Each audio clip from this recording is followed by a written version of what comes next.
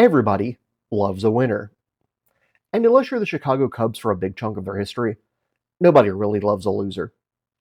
Generally speaking, though, most teams don't stay consistently bad for long periods of time. Most teams. There are some teams, though, that exist in that rarefied sewer gas that is perennial ineptitude. The kind of teams that people show up for games wearing bags over their heads.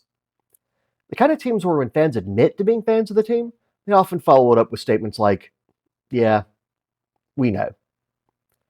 I was curious who the worst of the worst are. The teams that have been terrible for so long it's become part of the team's culture. The teams that other teams are thankful they're not them. And even among those teams, someone has to be the worst. So I'm looking for the worst American pro sports team of my lifetime.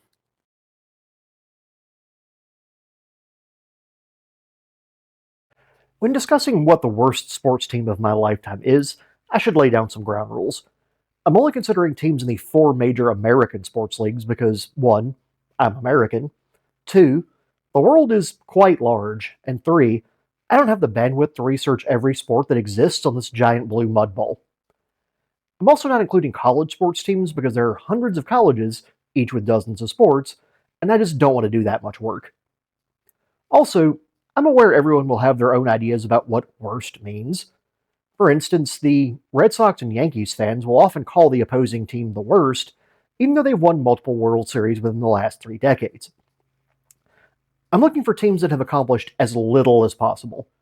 Teams that are provably statistically awful, not just the ones people don't like. I'm looking for teams that not only haven't won their respective leagues' championships, but they haven't even appeared in the championship round. I feel like you can't be the worst sports team of all time if you've at least competed for your sports title. For instance, my local NFL team, the Carolina Panthers, were a dumpster fire during the 2023-24 NFL season. And it looks like they might continue to be in the foreseeable future. But they have made 2 appearances in the NFL's championship game in the past 2 decades as of the recording of this video. Sad note, I will not be using the proper name of the NFL championship game because the NFL are dicks, and will get litigious if you don't pay them for the right to use the game's name. Henceforth, I will bust out my thesaurus and refer to the game as some kind of synonym of superb owl. And NFL, eat a bag of dicks.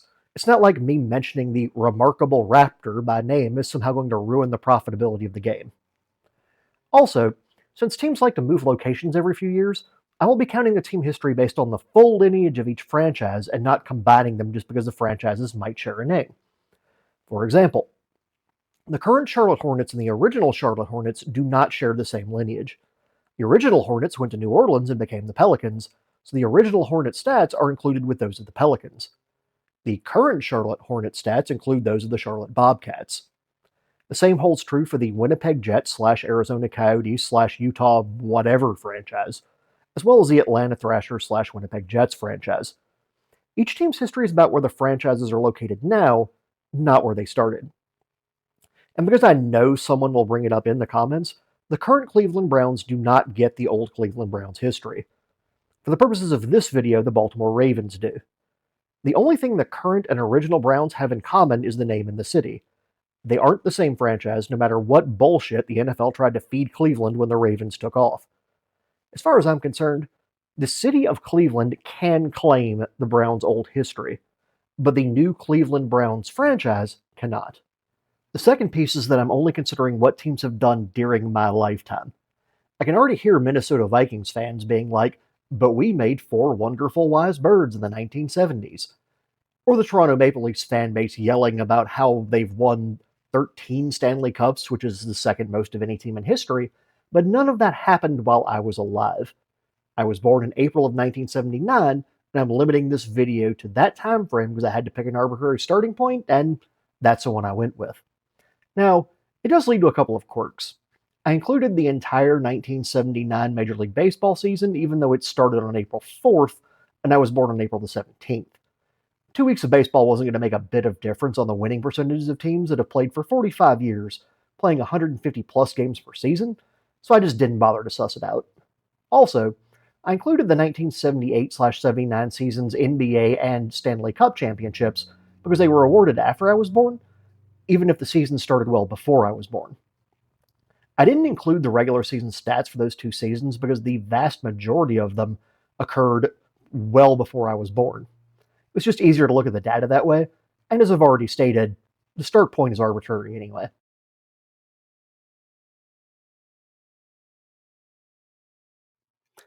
So, based off my criteria, who qualifies to compete for the worst sports team of my lifetime? MLB surprisingly only has one team that has never appeared in the World Series, the Seattle Mariners.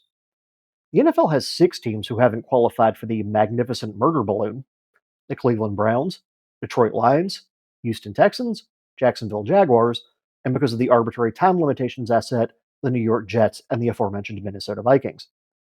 The NHL has 6 teams who have not played for the Stanley Cup: the Arizona Coyotes franchise, Columbus Blue Jackets, Seattle Kraken, Minnesota Wild, the Toronto Maple Leafs, and the Winnipeg Jets. So both iterations of the Jets actually have made this list. Now, I'm going to go ahead and throw out the Seattle Kraken because they've played 3 total seasons, and they did make it to the second round of the playoffs in one of them. I'll need to get to the point where I'm a grumpy old curmudgeon before I can really judge the quality of this franchise. Last, we come to the NBA, who has 7 teams who have not competed for the Larry O'Brien Trophy: the Atlanta Hawks, Charlotte Hornets, Los Angeles Clippers, Memphis Grizzlies, Minnesota Timberwolves, Sacramento Kings, and the New Orleans Pelicans, meaning that Charlotte joins Winnipeg on the "we've had 2 teams and still can't make the finals" list. That gives us a total of 20 teams to consider. So, what do we consider beyond just failing to even make their sports title rounds? Regular season winning percentage is a good place to start. It's not exactly apples to apples because MLB plays twice the number of games the NBA and NHL do, and the NFL plays about 20% of the games that those 2 leagues play, about 10% of those that the MLB does. If one team in the NFL has 1 or 2 miserable seasons back to back, it can skew the numbers more than if a team in one of the other leagues has the same short term ineptitude. Over a long enough period of time, though, there should be enough of a sample size for the percentages to be comparable.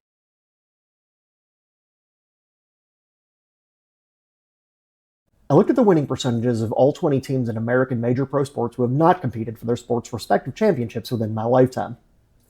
Interestingly, the Minnesota Vikings have a 530 winning percentage in that time frame. They're the only one of the 20 teams who has won more games than they've lost in the regular season. The Atlanta Hawks were close with a 498 winning percentage, so I'm going to go ahead and remove both franchises from consideration. I mean, if you're above average or even just really average, you can't be the worst, right? The Minnesota Wild and Seattle Mariners don't make the cut because they have 495 and 480 winning percentages, respectively. There's actually a large cluster of teams between 473 and 420, which leaves only 5 teams with the percentages below 420. I'm going to focus on those teams since winning percentages show them to be the worst of the worst. Those teams are the Charlotte Hornets, the Minnesota Timberwolves, the Detroit Lions, the Cleveland Browns, and the Arizona Coyotes/Utah hockey team.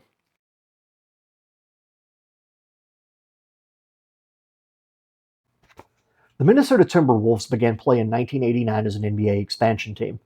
They've had a relatively quiet ownership history, with only 2 principal owners in their entire existence. They have made 2 conference finals, which is tied for the most with any team out of the contenders. They've had long stretches of being terrible, punctuated by medium-length stretches of being presentable, with a couple of really good seasons sprinkled in there on the conference championship years. Reasons they're the worst. 3 coaches in franchise history have lasted longer than 2 seasons. I don't know if it's poor scouting of coaches, impatience, or both.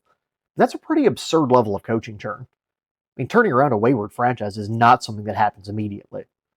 A Timberwolves coaching philosophy is like throwing half-cooked pasta in the trash because it's still crunchy, and they just can't wait for it to soften up. Maybe give it a few more minutes? 13 general managers in 35 seasons. I'm just going to refer to the same pasta analogy for this one. It's the same argument. Honestly, though, that was about all I could come up with for the Timberwolves. They're kind of like that person in the office who shows up, does slightly more than enough to avoid getting fired, never really contributes much more than the bare minimum, but doesn't really cause any problems with any of their coworkers. They're just kind of inoffensively existing. Mitigating factors. They've reached 2 NBA conference finals. While they're basically just inoffensively existing most of the time, they do occasionally come up with a spark of brilliance. 3 consecutive playoff runs in the last 3 seasons. Maybe they actually are pointed in the right direction for once. Maybe. At least their name isn't the Minnesota Wild. No matter how persistently sub-mediocre they've been, they'll never have the worst sports team name in Minnesota. So, good on you for that, at least, Timberwolves. I googled embarrassing moments in Timberwolves history and really couldn't find anything significant. I mean, there were articles about embarrassing losses here or there, but every team has those.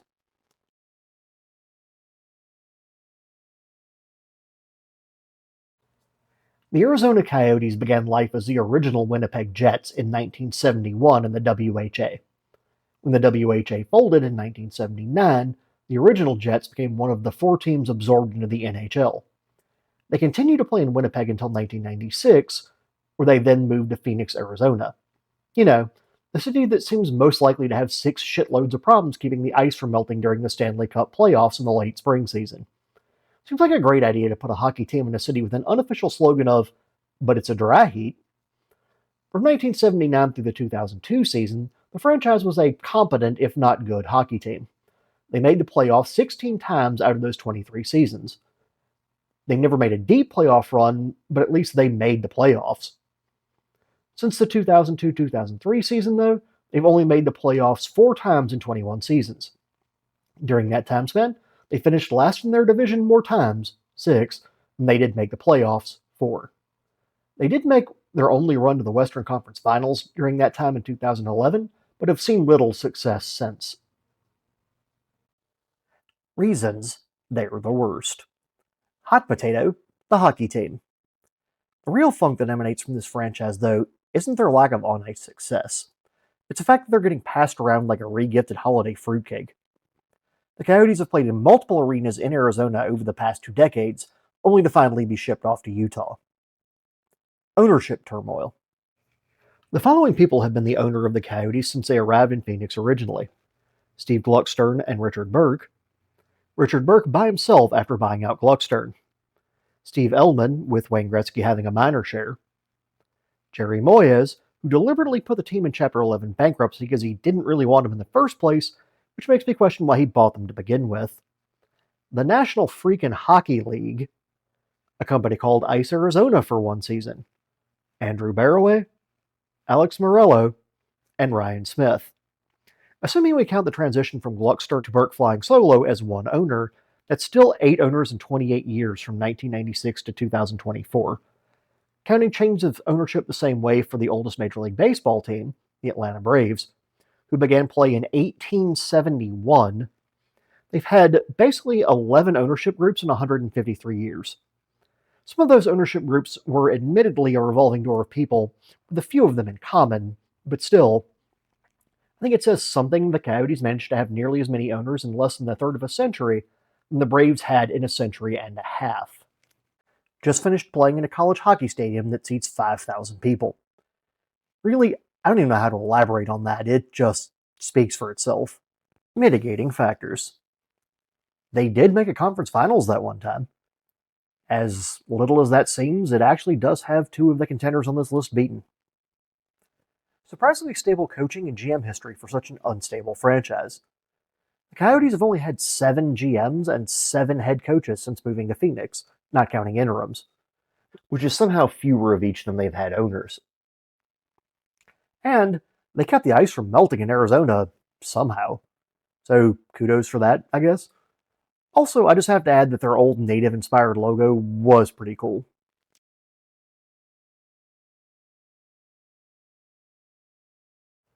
The Detroit Lions are by far the oldest team out of the contenders, having been around for nearly a century. They were founded in 1930, moved to Detroit in 1933, and have been there ever since. Unlike the rest of the teams on this list, they have won old-timey NFL championships prior to the bowl era, but none since I was born. They also have a recent history of hilariously bad results up until the last 3 years or so. Reasons they're the worst. The 0-16 season. NFL teams have a uniquely humiliating possibility in that American football is the only sport where you can play an entire season and not win a single game. I don't really know how to weigh that against other sports losing seasons. And for instance, the Charlotte Hornets have the NBA record for the worst winning percentage, but They at least actually won games in that season. The Baltimore Orioles once started a season with an 0-21 record, but they don't get mocked for it nearly as hard as a winless football team. There's just something about never winning a game during the entire season that makes it so much worse. The Matt Millen era. I honestly don't know that a week didn't go by during Matt Millen's tenure as GM of the Lions that someone wasn't eviscerating him verbally on television. Granted, he was a GM for one of the Lions' worst eras, with the team regularly setting some impressive milestones for athletic incompetence. Third worst winning percentage over his tenure. Only, air quotes, bested by the Chicago Cardinals of 1939 to 1945 and the Tampa Bay Buccaneers of 1983 through 1989. The team didn't win a road game for 3 seasons, going 0-24. In general, extremely poor drafting of players. According to the Wall Street Journal in 2008, Millen, quote, has made more bad draft decisions than anyone else in 2 centuries. Now, the NFL was founded in 1920, making it only 88 years old when the quote originated. I'm not really sure where the second century is coming from. Maybe he was projecting that no one would be worse than Matt Millen in the next 112 years? Either way, Matt Millen has been out of Detroit for a long while now, so the entry is more of a window into their franchise history than an ongoing problem. Great players keep retiring early. Barry Sanders and Calvin Johnson both retired early from this franchise. I think it says something that two generational talents who could have gotten new contracts for six metric shitloads of the money just decided, nah, it's not worth it. Reputation for bad ownership. This seems to have cooled off somewhat recently, but Googling Detroit Lions bad ownership tends to pull up a ton of results in the following two categories. Number one, the Detroit Lions owners are awful and they should sell the team, mostly before 2022. And number two, as the Lions ownership finally quieted the sell the team narrative from 2022 and after. Mitigating factors. People seem to be warming up to the most recent owner. Ever since Sheila Hemp took over the team in 2020, people have been putting the pitchforks away when it comes to Lions ownership. Time will tell if the short-term success of the organization continues, but there seems to be some hope for the team for once. Consecutive winning seasons and a deep playoff run. It looks like they might have found a coach recently who's got them trending upwards. Granted, it's a small sample size, but I don't think anyone is looking at Dan Campbell as yet another in the long line of failures that had coached the team recently. Of the 5 contenders for the worst sports team of my lifetime, they're tied with the Timberwolves for the most conference finals appearances, with 2. So they're not entirely hopeless, I guess.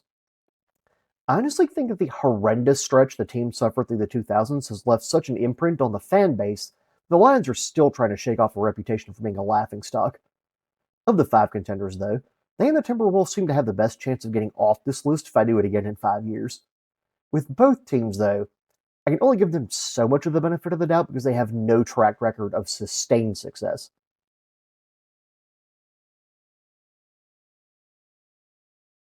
The current version of the Charlotte Hornets started life as the Charlotte Bobcats in 2004 after the franchise was awarded to owner Robert L. Johnson. I'm not sure if I've ever heard of the official story of why Bobcats was chosen, but I did read something about it being because there was already a cat-themed team in the area, the Carolina Panthers, and ownership decided they wanted to be a different kind of cat. I'm sure the owner being named Robert had absolutely nothing to do with it. It sounds like the kind of thing you would focus group, honestly. I mean, Bobcats isn't a good name for a team even if the owner's name isn't Robert. There was a vacancy in the Charlotte market because the original Charlotte Hornets decided the grass was greener in New Orleans, becoming the New Orleans Hornets. Then the New Orleans Hornets became the New Orleans Pelicans, and the Charlotte Bobcats became the Charlotte Hornets.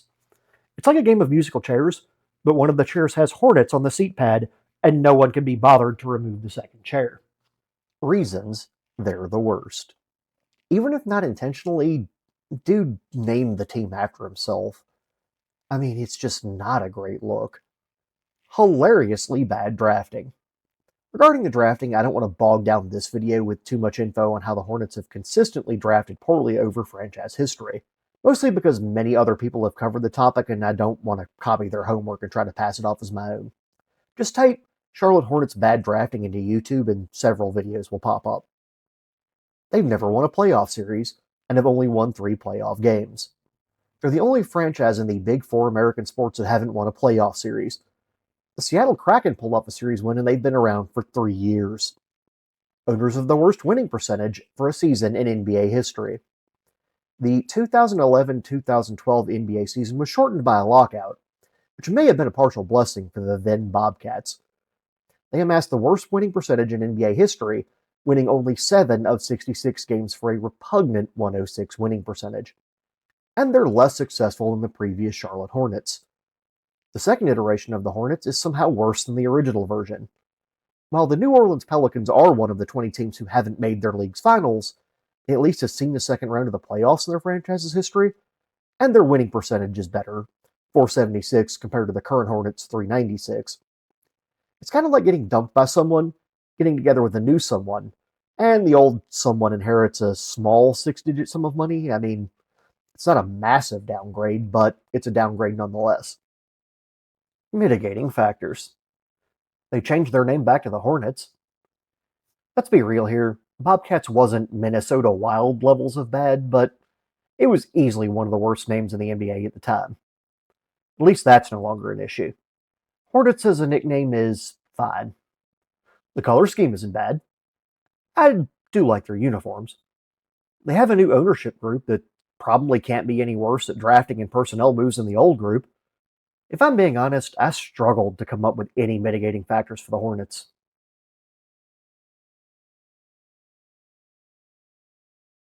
This iteration of the Cleveland Browns came into existence in 1999 after Art Modell snuck the original Browns out of town like a thief in the night to move to Baltimore. The Ravens have gone on to win 2 brilliant birds of prey since the move. The current Browns have won 1 playoff win since coming into the league. Remember how I described the Hornets situation as getting dumped only to find a slight downgrade of your partner? Well, here's an example of your ex dumping you and hitting Powerball. To make matters worse, the Ravens and Browns are in the same division, and until recently, the Ravens pretty much owned the Browns. The Cleveland Browns are the only team of the contenders that I need a second screen just to go over their embarrassing moments. Some teams' history can be described as an embarrassment of riches. This team can best be described as a richness of embarrassments. Let's do a brief synopsis of the Browns' history, in no particular order. The 0-16 season. Really, all of Hugh Jackson's coaching tenure? The entire career of Johnny Football. Spending $100,000 on an evaluation of who the best quarterback was in that year's draft, only to pick a different quarterback. And the quarterback they drafted was Johnny Football. I think setting the NFL record for staph infections, but I'm not entirely sure on that one. There's no data to back that up.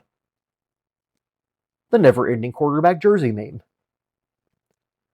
Losing a game because a guy forgot the rules and threw his helmet down in celebration during a live play. Bottlegate. Just being named the Browns? It wouldn't be that bad, but when you've been a complete organizational shit show for this long, it really doesn't help. Being the second best Cleveland Browns to ever exist. Myles Garrett braiding Mason Rudolph with Rudolph's own helmet. And failing to trade for a quarterback because you didn't get the paperwork to the league on time. Reasons they're the worst. They're the other team to go 0-16. This is everything I said about the Lions' 0-16 entry, but this time with more Brown. Legendarily bad drafting. Like with the Hornets drafting, I don't want to spend too much time on this, but you get some idea of how bad it is with the $100,000 survey I mentioned before. Even when they're told who to draft, they still draft the wrong person. 1 playoff win. 1. This team has won 1 playoff game since 1999. But hey, the Hornets have never advanced in the playoffs up to now, so technically this isn't the worst on the list. 10 full-time and 2 interim coaches, and 10 general managers and 1 interim GM in 25 years. This is an incredible amount of front office and coaching turnover. And it becomes a self-fulfilling prophecy after a while. When people know they'll get fired if they don't win immediately with a team that literally no one else has ever won with, what incentive would they have to come in? You're going to get hires who won't get hired anywhere else because good candidates won't want the job. Mitigating factors. 2 playoff appearances in the last 4 years. They even made the playoffs last year with a revolving door at quarterback. This feels more like sleight of hand than the recent success of the Detroit Lions or Minnesota Timberwolves, mostly because of the quarterback situation, but hey, at least some success. Constant front office slash coaching turn seems to have slowed down. The Browns have had the same head coach for 4 whole seasons. He has the franchise's best 2 seasons by winning percentage of all time, 2/3 of their playoff appearances, and their only playoff win. They've had the same GM for 5 years. He's the winningest GM in this iteration of the Browns franchise history. They seem to be a permanent solution at quarterback away from having real positive momentum. Deshaun Watson doesn't seem right now to be the permanent solution the Browns should be looking for at quarterback, but if he can find his old Texans form, or if they can find a good quarterback somewhere else, the team may have the pieces they need that could lead to some sustained winning.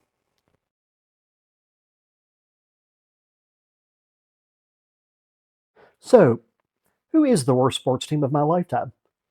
Honestly, I thought coming into this it was going to be the Cleveland Browns in a landslide.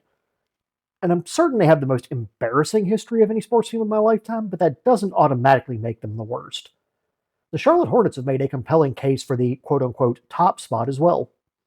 While they don't have as bad a winning percentage as the Browns, they have never won a playoff series. Granted, the Browns had a 5 year head start on the Hornets and only recently won a playoff game.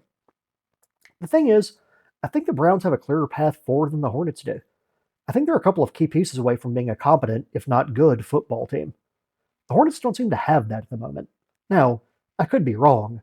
The Browns could bottom out and the Hornets could make a deep run next year, but if I had to put my money on who would have the better season, I think I'd take the Browns, which is a sentence I didn't think I'd ever say. But this list isn't about potential, it's about history. At least, it's about the history during my lifetime. I think looking at the evidence, the worst sports team, at least for now, is the Cleveland Browns.